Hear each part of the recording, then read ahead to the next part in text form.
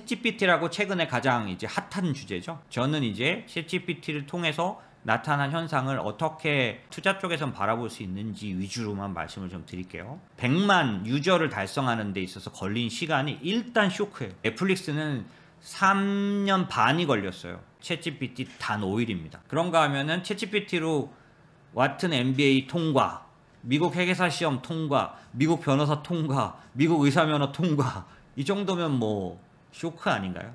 그러니까 난리가 난 거죠. 올해 작년도에 스타트업 투자는 뭐 반타작도 못했으니까요. 그런데 챗GPT처럼 제너레이티브한 AI에 관련된 투자는 폭발적으로 증가. 전체 AI에 대한 투자도 가파른 증가세를 가져가고 있는 거죠. 이거는 여러분이 요즘 보시면 느낄 수 있는 현상입니다.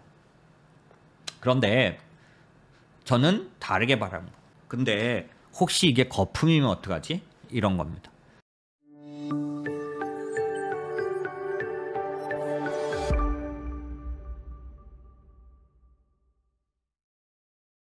메타버스가 거품이다? 이 얘기는 아니지만 메타버스가 한때 얼만큼 난리를 쳤고 이슈였는지 아실 거예요. 그런데 오른쪽에 써 있는 것처럼 메타버스 관련주는 막 요런 정도 하락합니다. 그러면 난리를 치던 때는 언제고 이렇게 하락하는 건 언제?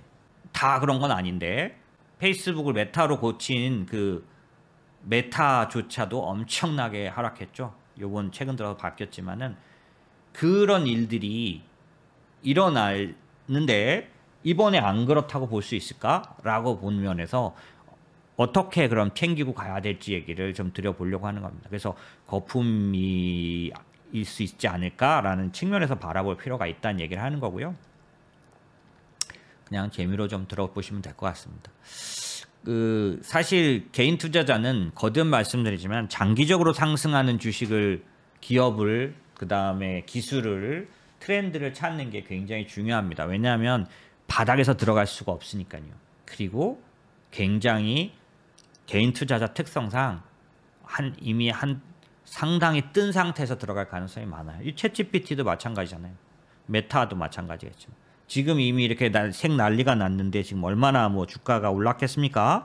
그러니까 일단 뜬 상태에서 들어가는데 장기적으로 상승하지 않으면 맨날 손해만 보는 거죠. 보세요. 이건 똑같은 기술주지만 마이크로소프트는 2000년 초입에서 이 옆으로 간 부분은 있었지만 이 닷컴 버블을 살아남아서 결국에는 그 몇 배의 수혜를 돌려줬죠. 하지만 그 당시에 어쩌면 더 유망하게 보였던 시스코 시스템즈는 지금까지 그 명맥을 유지하는 건 대단하지만 주가는 크게 보상을 주지 못했어요.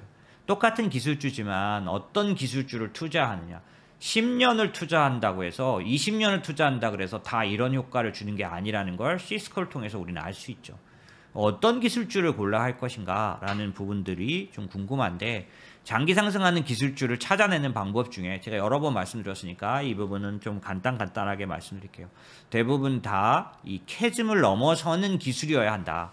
이게 뭐냐면 캐즘이라는 게 변곡점이 되는데 캐즘은 대중화의 판별 라인입니다. 대중화라는 건 뭐냐면 얼리 어댑터들이 쓰는 수준을 넘어서 일반인들이 쓰는 수준까지 가야만 이때부터 제대로 장기적인 상승할 수 있는 기술이다, 기업이다라고 볼 수 있다는 거예요. 대부분의 기업이 이 캐즘을 넘어서지 못해요. 보시면 이 위에 보시면 캐즘을 넘어서지 못한 기업들 그런 것들이 쭉 이렇게 있고 넘어선 것들이 있겠죠. 지금 뭐 애플이나 이런 데들은 이미 캐즘을 다 넘어선 그런 어떤 분야에서지만 그래서 대중화에 실패한 것 중에는 뭐 3D 프린터라든지 뭐 있다는 거죠. 구글 그래스 이런 거에 대표적인 것들이 장기적으로 이렇게 계속해서 가려면 대중화의 어떤 수치 이상을 넘어서야 된다. 그렇지 않으면 다시 가라앉는 이런 현상이 오게 되니까 이렇게 가라앉을 기술인지 계속해서 상승할 기술인지를 구별하려면 이 캐즘을 넘어섰는지 그러니까 대중화 비율이 일정 수준 이상 간 것을 하거나 갈 수 있는 것을 투자해야 된다는 거죠. 캐시우드가 말한 것도 똑같은 주장입니다. 얼리 어댑터 시장에서 끝나는 기술들이 많다. 하지만 토탈 마켓으로 갈 수 있는 것들이 있다. 이런 2단계, 3단계, 4단계 상승이 가능한 그런 혁신 기업을 투자해야 한다라는 얘기를 하는 건데요. 주의해야 될 게 있죠. 여기가 이제 본론입니다. 여러분이 꼭 기억하셔야 돼요. 아마라의 법칙이라는 게 있어요. 아마라의 법칙은 뭐냐면 기술혁명 초기는 반드시 과대평가되고 이후는 과소평가되는 현상을 반드시 거치게 된다. 그게 무슨 얘기냐면 기술은 언제나 초기에는 과대평가되는 국면이 나타나고 그 다음에는 그거에 대한 환멸에 의한 단계에 의한 과소평가도 반드시 나타나요. 급락이 나타나는 거예요. 이렇게 급등하고 급락한 뒤에 제자리를 찾아서 상승하게 된다는 거예요. 그래서 주가 반응도 항상 오버 밸류, 언더 밸류를 번갈아 나타나게 돼 있는데 처음에 초기에 테크놀로지 트리거 시점에는 모두가 아주 열광한다는 거예요. 그래서 오버 이스티메이트 혹은 오버 밸류가 100% 나타난다는 거예요. 그런데 주가가 떨어지기 시작하면 너도 나도 따라서 팔다 보니까 실제로 주가를 지지할 이익이 따라와 주지 않기 때문에 디스일루전 이런 상태를 통과하게 되니까 반드시 급락이 나타나고 그 다음에 다시 슬로프를 넘어서면서 일정 수준의 생산성과 결과물을 돌려주는 지금의 빅텍과 같은 그런 모습을 띠게 된다라는 거죠. 그래서 우리가 기술주를 투자할 때 잊지 말아야 될 게 아마라의 법칙인데 너무 과대평가에도 빠지지 말고 과소평가에도 빠지지 말아라. 과소평가 국면에서 오히려 투자하는 게 좋다. 저도 그런 말씀을 드리고 싶어요. 초반에 못 쫓아가면 따라 들어가지 말고 오히려 과소평가 국면에서 따라가야 될 수도 있습니다. 물론 이게 모든 거에 속하는 건 아니에요. 그렇지 않은 부분을 지금부터 설명드려 볼게요. 그게 뭐냐면 과대평가 받아서 폭락한 다음에 들어가야 되는 게 맞는데 그렇지 않은 기준을 가져갈 기업들이 있어요. 그런 산업들이 있습니다. 그게 뭐냐면 기하급수 기업이라는 거고 그렇기 때문에 기업이 아니라 산업, 기술을 봐야 되는 거죠. 이 기하급수 기업이라는 게 뭐냐면 시가총액 1조에 이르는 시간이 예를 들면 포춘 500대 기업은 20년이 걸렸다는 거죠. 포춘 500대 안에 들어가는 기업은 미국의 생존 기업이고 우량 기업입니다. 그런데 기하급수 기업들, 익스포넨셜하게 성장하는 그런 기업들은 기하급수 기업은 2년 내에 달성하더라는 거죠. 그럼 그런 기하급수 기업을 판단하는 기준들이 있다는 거죠. 그게 뭐냐면 이 기하급수 곡선이라는 걸 이해하는 게 필요하다는 거예요. 그게 뭐냐면 일반적인 산업군은 이런 식으로 리니어하게 성장합니다. 시간이 가면 점점점 수익성이 높아지고 10년, 20년이 되면 기업 가치가 올라가는 모습이죠. 그런데 기하급수 기업은 익스포넨셜하게 올라가는 기하급수 곡선을 따른다는 거예요. 이 녹색과 같습니다. 뭐냐면 처음에는 오히려 산술 리니어한 것보다 더 낮아요. 그래서 굉장히 적자 기간이 나타나는 구간들이 보이기 때문에 더 좋게 보이지 않을 가능성이 많습니다. 하지만 어느 시점을 지나는 순간, 그걸 저희는 곡선의 무릎이라고 말하는데 이 시점을 지나는 순간 수직으로 이익이 상승하는 구간이 오게 돼요. 이 모멘트를 찾는 것이 중요한데 우선은 이런 기하급수 성장을 할 수 있는 기술인가 산업인가를 보는 부분이 저 먼저입니다. 그리고 나서 그 산업 안에 어떤 기업을 언제 어떻게 투자할 것인가가 나오게 되는 거죠. 아까 버블을 주의해야 하는 것처럼 파괴적 혁신을 가진 기업을 찾는 그런 어떤 산업을 찾는 것도 매우 중요한데 오늘의 질문은 챗GPT 게임 체인저가 될 수 있을까? 커다란 변화가 일어나고 있는가? 라는 측면에서 바라볼 필요가 있는데 보시면 인공지능은 그런 기대를 한 몸에 모으긴 했었는데 이미 아니라는 걸 증명했어요. 인공지능은 예상보다는 훨씬 못합니다. 왜냐하면 그 스토리도 또 상당 부분 여러 가지 얘기들이 있는데 이를테면 인공지능은 학습을 시키는 딥러닝, 머신러닝 이런 러닝을 시키는 게 매우 중요해요. 그래서 짧은 시간 안에 돈을 버는 상태까지 빠르게 인공지능이 사용됐던 사례 중에 첫 번째 사례는 영상의학과에서 사용된 사례입니다. 영상의학과의 사례라는 건 뭐냐면 암세포가 있는 사람의 엑스레이 사진을 없는 사람과 있는 사람은 사진을 찍으면 뭔가 하여튼 다르겠죠?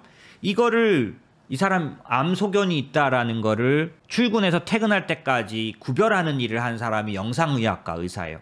미국에서 5개 과가 연봉이 제일 높습니다. 같은 의사지만 그중에 단연 1, 2위를 다투는 게 영상의학과예요. 왜? 내과에서 진단한 암 진단을 아니라고 판정하거나 내과에서 아무 일 없다라고 한 사람의 암을 찾아냅니다. 이게 얼마나 엄청난 일이겠어요. 사람을 살리고 죽게 하기 때문에 연봉이 제일 높아요. 이 영상의학과 의사들이 하는 일이 뭐냐면 계속 엑스레이 사진을 보는 겁니다. 처음에 수련의 뭐 이런 과정을 거칠 때 그들이 하는 게 뭐냐면 몇만 장의 사진을 보는 거겠죠. 그래서 사진을 통해서 아시다시피 저는 제가 보기엔 그냥 똑같은 것 같은데 뒤에 있는 그런 모양들을 읽어내잖아요. 초음파 같은 거 해도 그렇고 여러분도 많이 경험해 보셨죠? 신기하죠? 그런데 그 영상의학과 의사들이 하는 일을 인공지능한테 맡겼을 때 가장 짧은 시간 안에 현격한 성과가 나타났어요. 왜냐하면 인공지능에게 엑스레이 사진을 보여주는 게 가장 수월했거든요. 쌓여있는 엑스레이 사진을 인공지능이 계속 선생님, 그 영상의학과 선생님이 보는 것처럼 계속 보는 거예요. 많이 봐서 차이점을 구별해내는데 이 사이에는 어떤 현상이 있으면 패턴을 찾아내는 거죠. 없는 사람과 있는 사람은 패턴의 차이가 있어요. 있는 사람은 뭔가 하얀색이 있든 노란색이 있든 뭔가 하여튼 패턴이 있는데 영상의학과 의사들도 그걸 훈련하는 일을 한 거예요. 그래서 몇만 장 이상 본 사람만 이제 연봉 얼마 이상의 의사로 인정을 받죠. 병원에서 영상의학과는 굉장히 중요한 위치입니다. 그런데 인공지능에게 이 일을 시켰더니 더 잘하더라는 거죠. 왜냐하면 인공지능은 자질 않아. 퇴근을 안 해. 계속 사진을 봐. 일주일 만에 의사 선생님들 1년치만큼을 수련할 수 있는 거예요. 그러니까 사진만 대주면 이 인공지능은 암을 구별해내는 데 있어서 가장 짧은 시간 안에 상당히 효과 높은 선생님으로 변화될 수 있게 된 거죠. 이래서 사람들이 이걸 보고 와 이제 모든 직업이 대체된다 막 이러면서 맨날 뉴스에 나오고 난리 쳤는데 사진 판독은 그렇게 잘하던 인공지능이 바둑은 잘 두는 인공지능이 나머지는 하는 게 없어 별로. 뭘 다른 거 들어보신 거 있으세요? 인공지능이? 별로 없어요. 대표적인 거 의학에서도 아까 영상의학에 대해서 말씀드렸지만 IBM 같은 경우 IBM이 만든 왓슨이라는 인공지능 의사 있어요. 한국은 광분했습니다. 그래가지고 무슨 병원 무슨 그 대학병원들이 왓슨을 막 앞다퉈서 도입했어요. 인공지능 의사. 그래서 그 우리나라 최고의 그 의과대학 그 종합병원들이 어떻게 했냐면 왓슨과 사람 그 각과 교수님이 같이 모여서 하는 회의가 일반적이었었어요. 지금 어떤지 아십니까? 다 퇴출됐어. 어느 대학에도 왓슨 남아있지 않습니다. 왜? 생각처럼 성장을 안 해요. 단계를 더 이상 넘어가지 못해요. 그게 인공지능의 어떤 현실이고 환상이었어요. 여러분들도 아마 그런 환상이 있을걸요? 앞으로 인공지능 시대가 오는 거 아니야? 예, 안 와요. 안 왔어요. 지금까지. 왜 그러냐면 우리가 생각하는 인공지능은 나 이거 해줘 그러면 인공지능이 해주는 그런 인공지능을 여러분은 인공지능이라고 보고 있는데 실제 인공지능 상태는 제너럴한 일을 못해요. 네로우 아주 좁은 범위에 아주 특정한 일만 수행하는 거죠. 그래서 그 협동 로봇이라 그래가지고 인공지능을 사용해도 예를 들면 그런 거랑 같은 거예요. 우리 그거 아시나요? 인형 눈 단추로 맞추는 거 그런 것처럼 딱딱 그런 것만 하는 거 그런 상태인 거죠. 학습을 하면 된다는 게 사람들에게 굉장히 쇼크를 줬지만 그 학습이 어렵다는 어떤 분야에서는 불가능하다는 사실을 알게 된 거예요. 제가 이 얘기를 왜 하냐? 지금 생성형 AI는 그 한계를 넘어섰다는 걸 여러분이 이해하시는 게 중요하다는 거예요. 그냥 챗GPT가 뭐도 했대 뭐 이렇게 물어보면 이렇게 대답해줘 이걸 보는 게 중요한 게 아니고 제가 말씀드렸던 인공지능이 세상을 움직여가고 변화시켜가지 못했던 이유가 뭔지 좀 정확히 알고 그거를 챗GPT가 극복했는지 안 했는지를 정확하게 이해해야 얘가 장기적인 트렌드가 될지 오랫동안 투자할 대상인지 아닌지를 판단할 수 있습니다. 잠깐 있다가 없어질. 왜? 인공지능도 한동안은 엄청나게 히트 쳤어요. 제가 아까 말씀드렸잖아요. 사람들은 곧 직업이 없어질 거라고 보는데 없어지기는커녕 하나도 대체되지 않은 것들이 너무 많죠. 아까 왓슨이라는 그 인공지능은 퇴출됐다고 말했잖아요. 기대 구간에 너무 취하면 안 되는 거죠. 이 챗GPT라는 인공지능 기술은 과연 과거의 인공지능과 뭐가 다르냐 이걸 이해하는 게 좀 중요한데 지금부터 그 얘기를 좀 드릴게요. 자, 생성 인공지능이라고 제가 여기 붙여놓은 거는 일반적인 앞에서 발달되던 광범위한 인공지능하고 좀 다른 겁니다. 이게 좀 진화된 단계라 조금 이따 설명드리겠지만 제너레이티브라는 게 붙어있는 건데 이 생성 AI 같은 경우는 침투율이 스마트폰이나 클라우드보다 훨씬 빠른 편이에요. 아까 챗GPT가 넷플릭스나 이런 거를 뭐 그냥 한 방에 뛰어넘은 것처럼 대중화 관련된 그런 속도는 빠를 걸로 보여져요.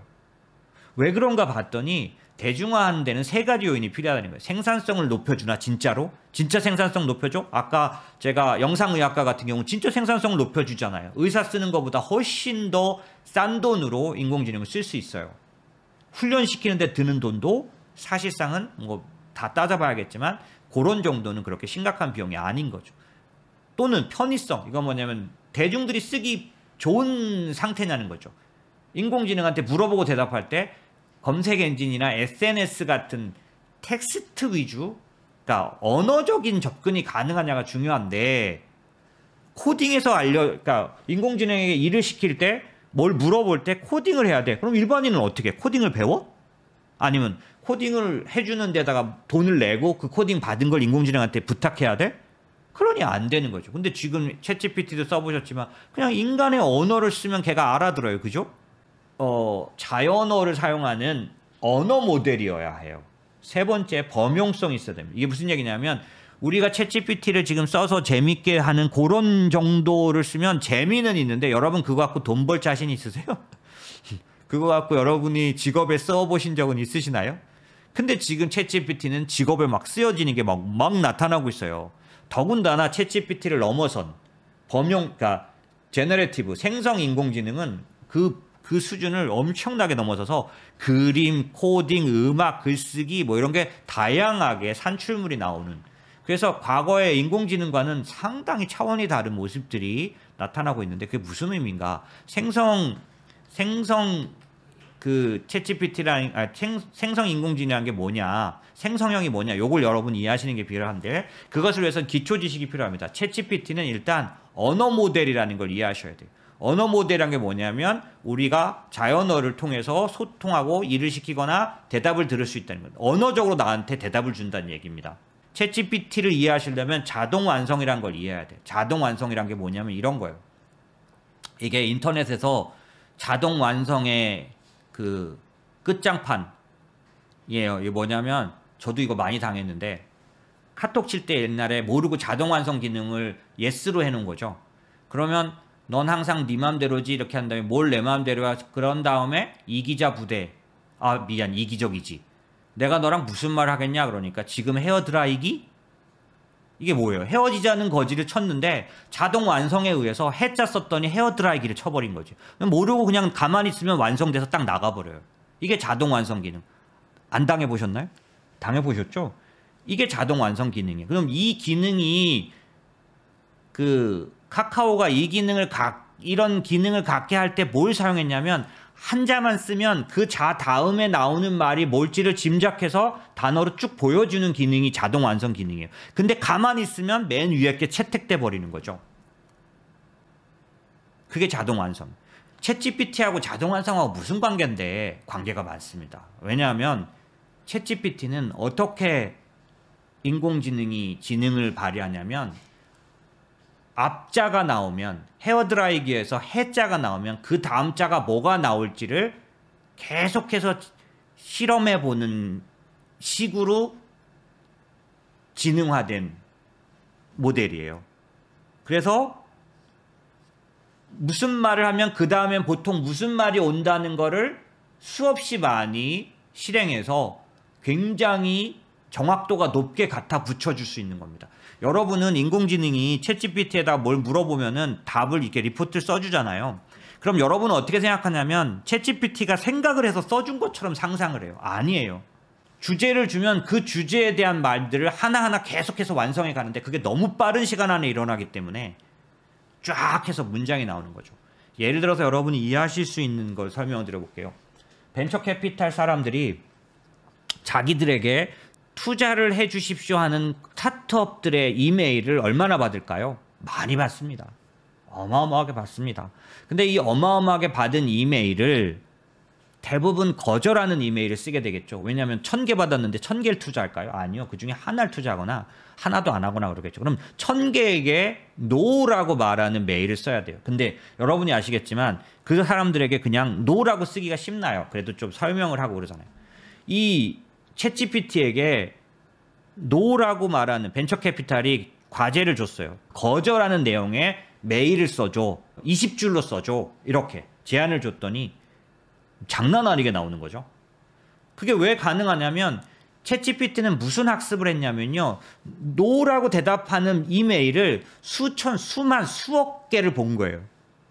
그래서 노라는 말 다음에는 무슨 말이 나오는지, 특별히 이게 벤처캐피탈이니까 벤처캐피탈 사람들이 노라고 대답할 때 썼던 사례를 수천, 수억, 수번을 본 거죠. 그래서 이 말 다음엔 이 말이 나와, 이 말 다음엔 이 말이 나와. 이걸 이으면 20줄이 되는. 걔는 아무 생각 없이 이 말 다음엔 얘가 나와, 얘 말 다음엔 얘가 나와, 이 말 다음엔 얘가 나와. 이렇게 이어간 게 3줄, 5줄, 2장, 10장이 되는 겁니다. 그래서 제가 아까 말씀드렸던 머신러닝의 그런 한계를 넘어선 거예요. 그 사이에는 학습 방법에 한 2-3가지의 혁신이 있었어요. 그 혁신을 통해서 이 지금 챗GPT가 탄생된 건데 그 탄생의 이 스토리를 어느 정도를 이해해야 얘가 어디까지 갈 수 있을지 짐작이 됩니다. 그냥 사람들이 좋아하고 막 난리치는 건 메타버스도 그랬고 다 그랬어요. 근데 그 본질을 봐야 될 필요가 있죠. 지금 말씀드린 것처럼 챗GPT는 언어 모델이고 자동 완성 기능에서 완성된 형태라는 게 매우 중요합니다. 잘 이해 안 되셨어도 넘어갈게요. 자, 이 챗GPT 관련된 기술은 감각이 뛰어난 나델라란 사람이, 이 사티아 나델라는 마이크로소프트 현재 CEO입니다. 근데 이 사람은 어떤 사람이냐면 일반 그 부서장 정도 했던 사람입니다. 이 사람이 지금 MS에 와서 최고 경영자로 최고의 주가를 나타내는 데는 이 사람의 감이 상당히 많이 좌우했어요. 감이 뭐였냐면 이 사람이 CEO가 되면서 이제부터 마이크로소프트는 클라우드 컴퓨팅 회사라고 불러라. 이제 마이크로소프트는 클라우드 컴퓨팅에다 목숨을 건다. 이렇게 선언했는데 그게 너무 엄청난 감이었던 거죠. 지금 세상은 클라우드 서비스를 기반으로 가져가지 않으면 안 되는. 여러분은 혹시 실적 발표를 보신 적이 있나요? 구글, 아마존, 뭐 이런 회사들, 마이크로소프트 이런 회사 실적 발표될 때 딴 건 다 필요 없어. 클라우드 컴퓨팅 사업이 실적이 어땠는가 중요해. 이런 얘기 본 적 있으세요? 왜? 지금 세상은 클라우드 컴퓨팅을 기반으로 해서 성장해 가고 있어요. 그 정도로 메인 비즈니스가 된데 그 사실을 이 사티아 나델라는 알았던 거예요. 그래서 모든 사업의 방향을 클라우드 컴퓨팅으로 정한 건데 이게 왜 쉽지 않았냐면 아마존이라는 최강자가 독점하고 있는 사업이었기 때문에 마이크로소프트 같은 회사가 거기에 들어가서 틈바구니를 이렇게 만들이라고는 아무도 생각하지 못했어요. 하지만 그 감이 있었던 사티아 나델라는 2007년 8년도 클라우드 서비스를 앞으로 우리의 먹거리라고 결정했던 사람이에요. 이 사람이 요번에 뭐라고 말했냐면 AI 기반 대화형 검색 엔진, 이거는 클라우드 이후 최대 사업지에다 새로운 패러다임, 15년 만에 가장 큰 사건이다. 이렇게 말한 거예요. 그래서 이 사람이 요번에 뭐라고 했냐면 이제부터 마이크로소프트는 생성형 인공지능 회사라고 부르자. 여기에 목숨 건다. 이렇게 결정해버린 거죠. 그걸 보면 이 사람이 우리보다 감이 좋으니까 어느 정도 생각해 볼 수 있겠죠. 두 번째는 멀티모달이라는 특징을 갖고 있는데 이 멀티모달은 아까 말씀드린 것처럼 대화형 관련된 그런 인공지능이 특징인데요. 이게 멀티모달리티의 약자고 이미지로도 나오고 그 텍스트로도 나오고 영상으로도 나온다는 뜻이에요. 이게 멀티모달이에요. 서비스가 자유자재로 그러니까 제공할 수 있는 인공지능 모델이라는 거죠. 이거는 지금 이런 걸 보시면 돼요. 이게 뭐냐면 지금 생성형 인공지능은 그림으로도 해주고 코드도 만들어주고 문서로도 만들어주고 음성으로도 해주고 음악으로도 해줍니다. 3D로도 만들어줘요. 이게 무슨 얘기냐 이제부터 보여드릴게요. 자, 나이트 카페라는 이 생성형 인공지능 회사, 여기 써있죠. 아트 제너레이터라고 써. 이 회사는 한번 들어가서 회원가입하고 해보십시오. 어떤 기능을 갖고 있냐면 텍스트 투 이미지. 이게 무슨 말이냐면 문장을 어떤 내용을 쳐주면 그 내용을 담은 그림으로 표현해주는 회사예요. 커뮤니케이션이 그림으로 나타납니다. 텍스트 투 이미지. 아까 멀티모달, 멀티 그림으로도 해주고 영상으로도 해주고 글씨 문장으로도 해주는. 자, 첫 번째 그림으로 해주는 회사예요. 여기 딱 들어가면 이렇게 물어봅니다. 어느 스타일로 할래? 그림을 내가 만들어 주는데 네가 어떤 엔진을 쓰고 싶은지 선택해. 그 엔진이 뭐냐면 스테이블. 이거 뭐냐면 스테이블 디퓨전이라는 회사가 만들어주는 이미지 모델로 해줄까? 그런 스타일을 원해. 두 번째 달리 2. 이거는 오픈 AI가 만든 이미지 인공지능이에요. 이렇게 해줄까? 아니면 코이런트 아니면 아리스틱 어느 모델로 해줄까? 선택하면 돼요. 제가 선택을 해봤어요. 그래가지고 단어 텍스트를 주면 이미지로 만들어준다 그랬죠. 제가 텍스트를 넣어줬어. 뭐라고 넣어줬냐면 요번 주제야. 챗GPT AI 게임 체인저. 이게 오늘 주제거든요. 요 주제를 이렇게 텍스트로 쳐줬더니 딱 물어봐. 어떤 스타일로 해줄까? 제가 두 개를 선택해 본 거예요. 이거 팝아트 스타일로 해줘. 이거는 브로드웨이 뭐라 그러지? 그런 히어로 영화 모델로 해줘. 두 번 했더니 이렇게 나온 거예요. 영화 모델식으로 끓여준 이미지 이거. 팝아트 모델식으로 만들어준 거 이거예요. 밑에 거. 마음에 안 들더라고요.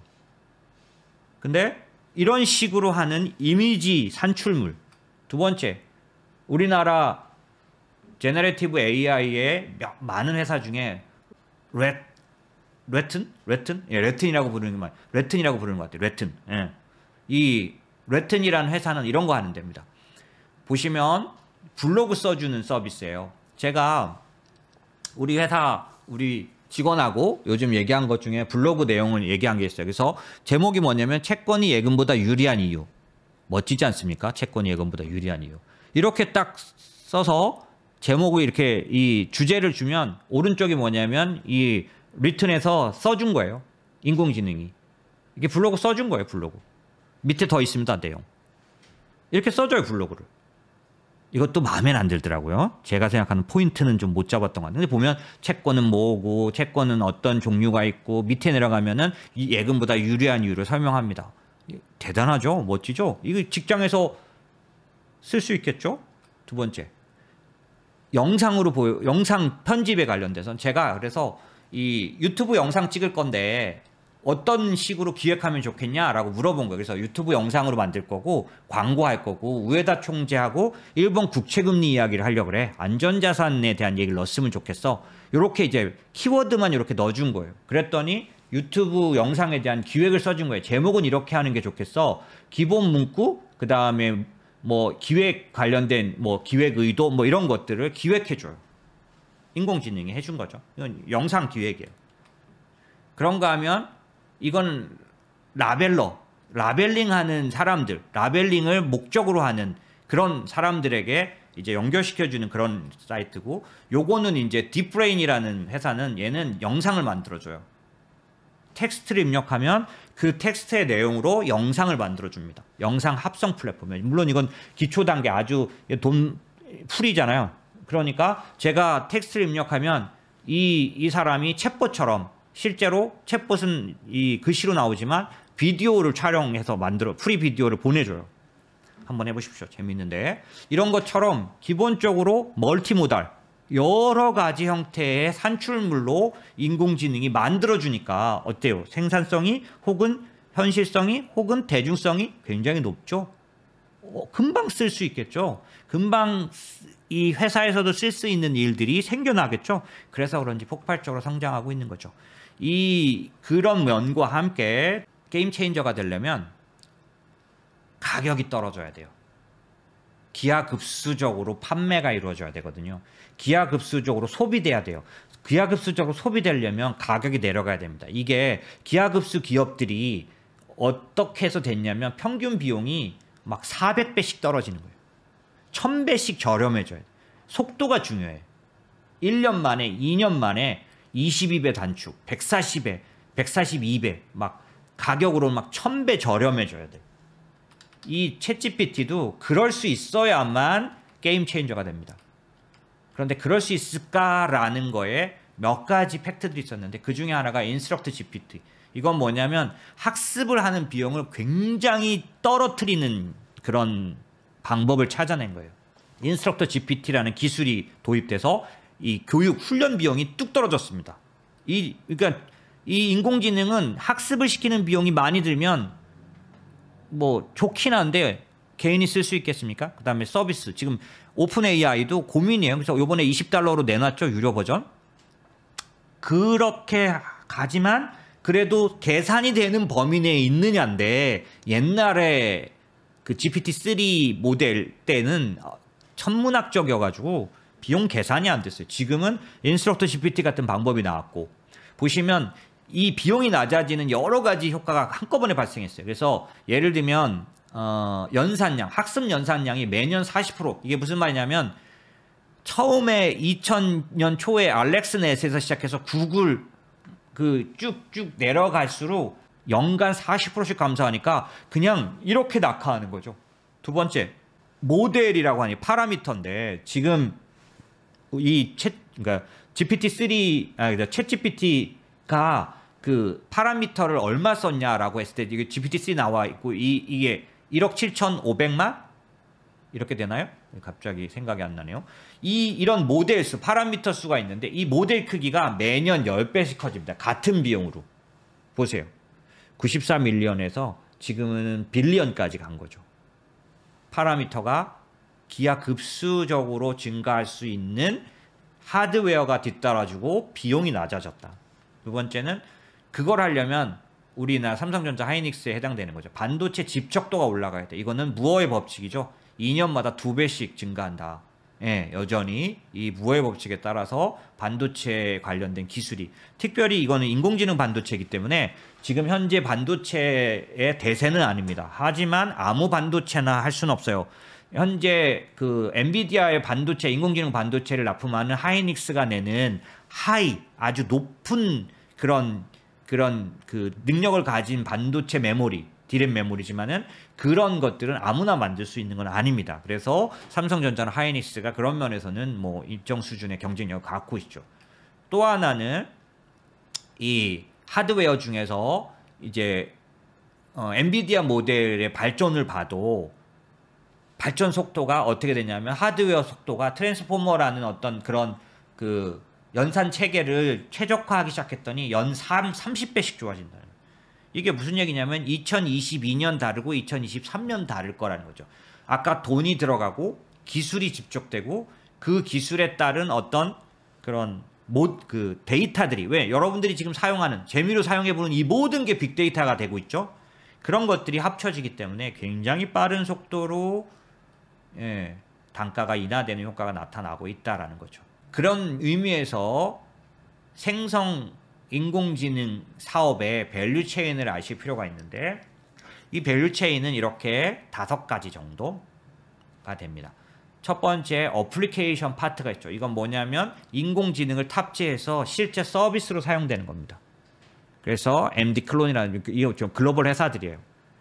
이건 어플리케이션은 여러분이 이해할 때 카톡 서비스 이런 거 어플리케이션 서비스죠. 그죠? 뭐 실제 앱을 깔아서 하는 그 앱을 만드는 회사들입니다. 그런데 그 앱 밑에서 돌아가는 인공지능을 개발하는 회사가 있어요. 이거 파운데이션이라고 합니다. 이 파운데이션을 하는 회사는 몇 개 안 되겠죠. 왜? 엄청난 돈이 들어가니까. 그 중에 대표적인 게 챗GPT를 만든 오픈 AI예요. 얘네 말고도 인공지능 학습과 개발에 그 개발을 관련된 일을 하는 회사는 코이어, 스테빌리티, 뭐 엔트로픽 뭐 이런 회사들이 앞으로도 그럼 한국엔 없냐? 있습니다. 한국에 뭐 KT도 파운데이션 모델이고 SK도 파운데이션 모델이에요. 인공지능을 개발합니다. 그 KT의 인공지능 모델 이름이 믿음이에요. 믿음. SK텔레콤의 초거대 AI 모델은 A-입니다. 이런 식으로 파운데이션 모델이 있어요. 우리가 여러분이 알고 있는 건 오픈 AI 하나지만 많습니다. 스테빌리티 AI 굉장히 잘 인기 엄청나게 성장하고 있죠. 이미지 쪽이나 여기 영상 막 이런 거 다 들어가죠.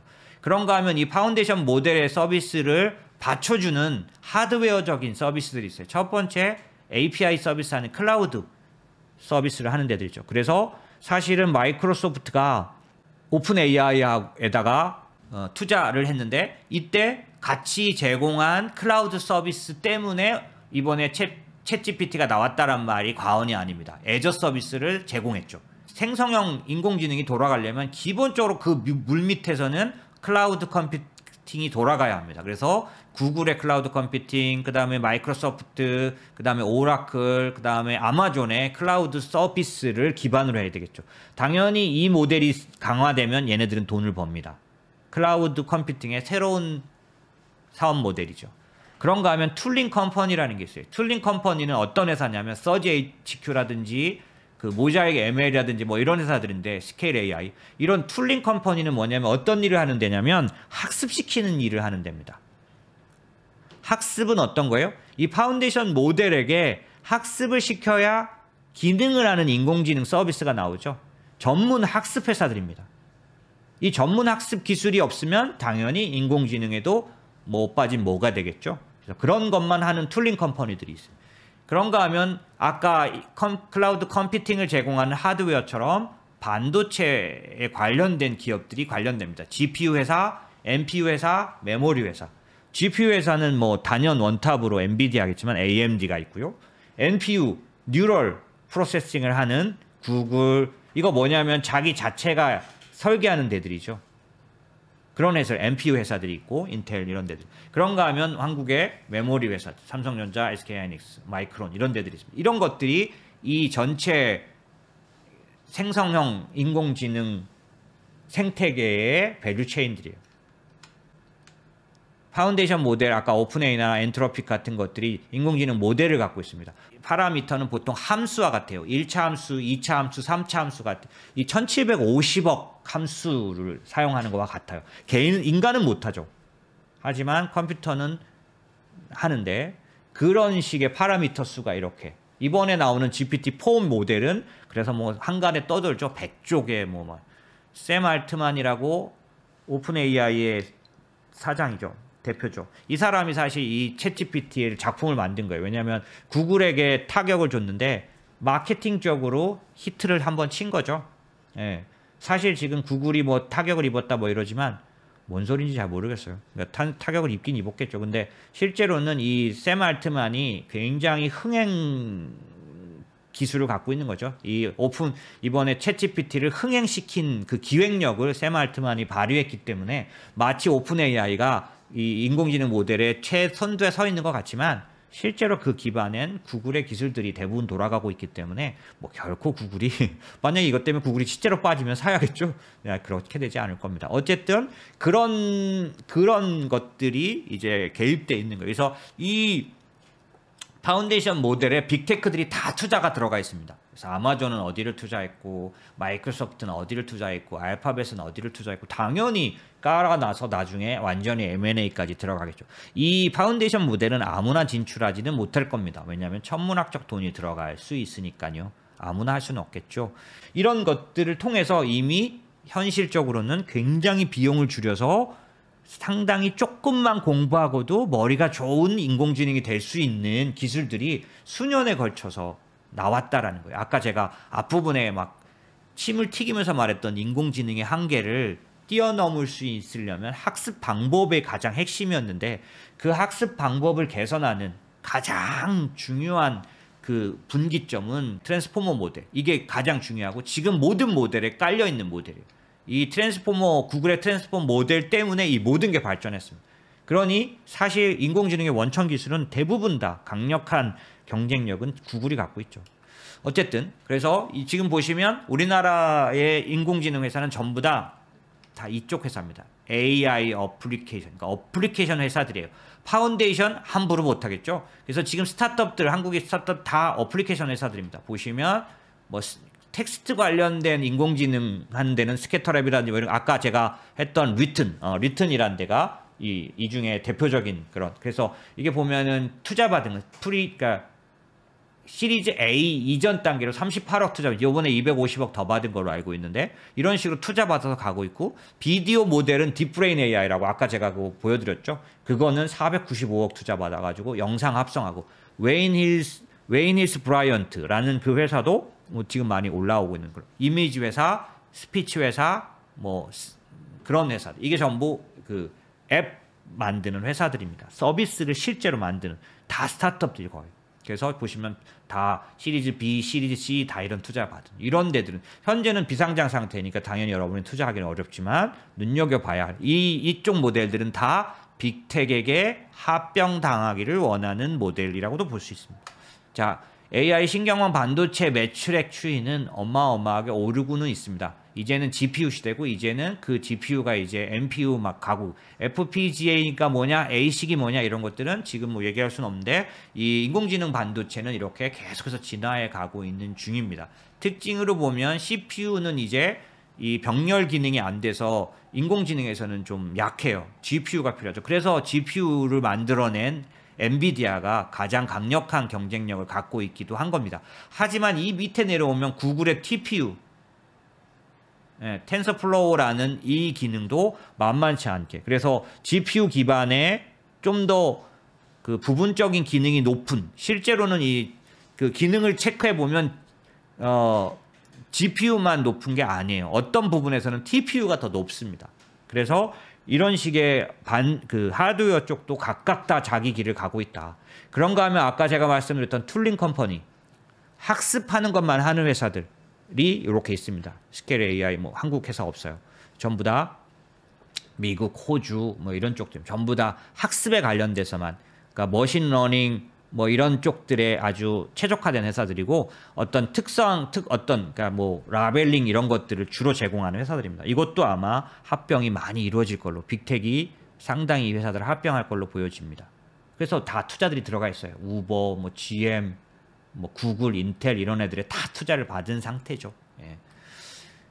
그러니까 지금 이제 제가 앞으로 빠르게 이제 인공지능 서비스, 제가 지금 말씀드린 그 생성형 인공지능 서비스가 가장 빠르게 돈을 벌 분야가 어디라고 하냐라고 하면 저는 AICC일 거다. AICC가 뭐냐면 AI를 통해서 그러니까 콜센터하고는 좀 다른 콜센터 기능이죠.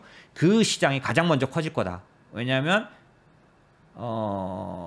지금 챗GPT로서도 알 수 있지만은 사실상 생각하는 인간 콜센터 직원처럼 할 수 있기 때문에 학습을 특별하게 시키는데 그 학습병이 낮기 때문에 지금으로 봐서는 이런 식의 흐름이 일어날 가능성이 많습니다. 이미 보시면 SK텔레콤, KT, LG유플러스가 이런 서비스를 이미 내놨어요. 여러분들은 이제 오픈 AI나 뭐 이런 회사들만 알기 때문에 인공지능에 있어서 한국이 뒤떨어졌다고 보실 수 있는데 그렇지 않습니다. 왜냐하면 한국어에 대해서는 네이버와 카카오가 뭐 최고 수준에 이르렀다고 봐야겠죠. 여러분들이 챗GPT 사용할 때 뭐가 불편하세요? 영어로 해야 돼서 불편하지 않나요? 한글도 알긴 알아듣는데 뭐 15%밖에 이해를 못해요. 그런데 네이버가 내놓은 인공지능 서비스는 한국어로 쳐도 영어의 자유자재 표현과 같은 그게 가능하잖아요. 그러니까 네이버는 어떤 회사예요? 한국의 검색 엔진을 통째로 갖고 있는 회사잖아요. 구글이 오픈 AI한테 전혀 꿀리지 않을 거라고 보는 이유는 하나입니다. 전 세계에서 텍스트를 가장 많이 들고 있는 건 구글이죠. 왜? 그 긴 기간 동안 검색 엔진의 절대적 압도적 지위를 누려왔죠. 한국에선 네이버죠. 한글로 된 텍스트를 가장 많이 보유하고 있습니다. 텍스트를 많이 보유하고 있기 때문에 러닝을 시킬 양이 많았겠죠. 아까 제가 자동 완성 기능이라고 말했잖아요. 그런 것처럼 수많은 텍스트들을 학습하면 이 말 다음에 무슨 말이 나오는지를 정말 정확하게 학습할 수 있는 거죠. 사실은 사람들에게 가까운 어떤 인공지능을 만드는 또 다른 학습 방법들이 지금 나오고 있는 거. 아까 인스트럭터도 그런 얘기인데 사람이 일단 고르게 한 다음에 그 사람이 고르는 기준을 학습시키는 인공지능을 따로 만듭니다. 그래서 이 기존 인공지능에게 사람의 어떤 선택의 그 패턴을 찾아낸 인공지능이 학습을 시켜요. 그게 인스트럭터 GPT입니다. 이 학습을 시키는 이 인공지능이 인간스럽게 학습을 시키기 때문에 굉장히 인간 친화적인 상태의 학습을 하게 되는, 요렇게만 해도 비용이 10분의 1로 줍니다. 전체 데이터를 넣고 그냥 통째로 때려 넣어서 공부시키는 거하고는 차원이 다른 거죠. 그런 것들이 현재는 일어나고 있고 그게 강하게 발현되고 있기 때문에 빠른 시간 안에 이루어질 거다. 기하급수 기업은 20년 걸려서 기업이 했던 생산 어떤 수익성을 2년 만에 달성해야 된다고 말씀드렸잖아요. 2년 만에 그만큼의 돈을 벌어내야 된다는 거죠. 그러려면 어떻게 돼요? 바로 돈을 벌어야 돼요. 그러려면 어떻게 돼요? 기술이 서로 컨버전 되면서 이 곡선의 무릎에 이를 만큼 여러 기술이 융합돼서 폭발적으로 구현되기 전까지는 인공지능이 이렇게 옆으로 기어가고 있었죠. 그런데 어느 시점에 이르면 그 모든 기술이 합쳐지면서 1년, 2년 만에 20년 동안 벌 돈을 벌 수 있을 만큼의 서비스 단가 하락을 가져옵니다. 그러면서 이거는 모두가 소비하는 소비재가 되는 거고 그 대부분의 대중의 소비를 받으면 그게 게임 체인저가 되는 거죠. 저희는 그걸 폼팩터라고 부르는데 지금까지 보자면 컴퓨터, 스마트폰 같은 것들 모두가 소유하고 모두가 그걸 통해서 삶의 일의 패턴이 완전히 바뀌어버리는 스마트폰을 통해서 모든 생활이 바뀌어버리는 이 정도의 변화를 가져오는 폼팩터를 말하는데 다음 단계는 이제 그 전기차 그 얘기를 했었는데 그런 정도 급의 변화를 가져오려면 바로 돈을 벌어야 하는데 이 생성형 인공지능은 그런 의미에서는 빨리 돈을 벌 수 있는 조건은 많이 갖고 있다라는 거죠.